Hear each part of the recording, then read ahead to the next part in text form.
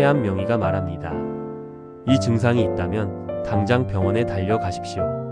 기침은 감기일 뿐이라 생각했어요. 가래에 피가 섞인 건 처음이라 무서웠어요. 숨이 차서 병원에 갔는데 폐암 말기였습니다.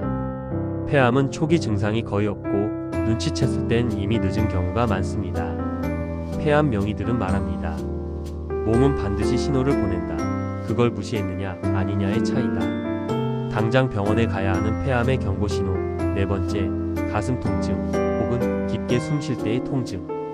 폐암이 흉막, 폐를 감싸는 막까지 진행되면 가슴이 쿡쿡 쑤시거나 깊이 숨 쉴 때 통증이 날카롭게 느껴질 수 있습니다.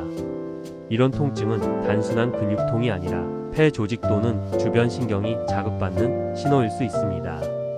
이런 분들은 특히 더 주의하세요. 40세 이상 중장년층, 현재 또는 과거의 흡연 경력자, 가족 중 폐암 병력이 있는 사람, 대기오염, 성면, 라돈 등의 노출 직업군, 잦은 기침과 가래가 평소에 있던 사람. 이런 분들은 연일에 저설량 CT 검사를 통해 조기 발견만 해도 생존율이 2~3배 높아질 수 있습니다. 폐암 명의가 강조하는 한마디. 가슴 통증 혹은 깊게 숨 쉴 때의 통증이 있다면 병원에 가야 할 이유입니다.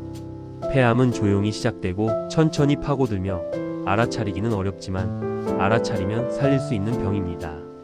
몸은 늘 작은 힌트를 줍니다. 문제는 우리가 그 신호를 무시하고 넘긴다는 것입니다. 당신의 몸이 평소와 다르다고 느낀다면, 가볍지 않은 불편함이 이어진다면 그게 바로 병원에 가야 할 타이밍입니다. 몸이 보내는 폐암의 이상 신호를 지인이나 주위에 적극 공유하시면 가족과 지인들의 폐암을 예방할 수 있습니다.